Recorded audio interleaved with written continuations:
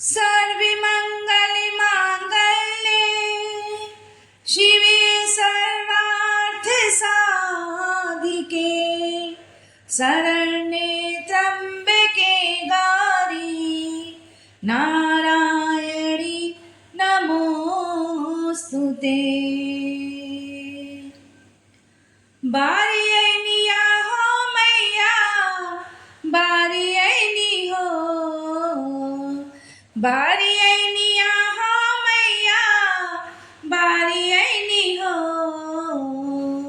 जग तारन घर में दियरा बारी ऐनी हो, जगदम्बा घर में दियरा बारी ऐनी हो।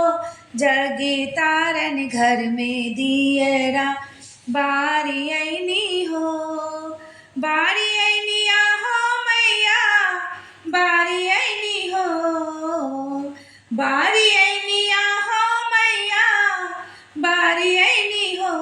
जगदम्बा घर में दियरा बारी ऐनी हो, जग तारन घर में दियरा बारी ऐनी हो।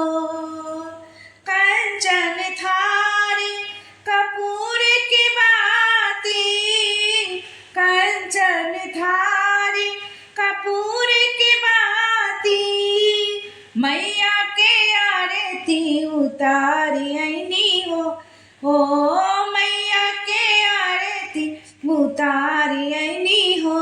जगदम्बा घर में दियरा बारी ऐनी हो, जग तारन घर में दियरा बारी ऐनी हो।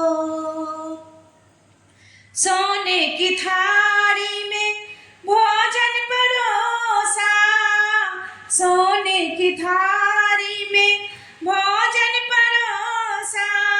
मैया के भोग लगा ऐनी हो, मैया के भोगवा लगा ऐनी हो।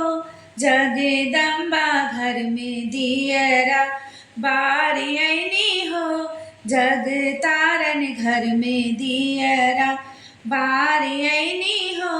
जगदम्बा घर में दियरा सोने सुराही गंगा जल पानी, सोने सुराही गंगा जल पानी।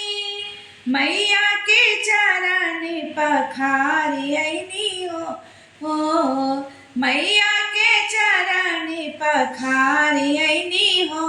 जगदम्बा घर में दियरा बारी ऐनी हो, जग तारन घर में दियरा बारी ऐनी हो। जगदम्बा घर में दियरा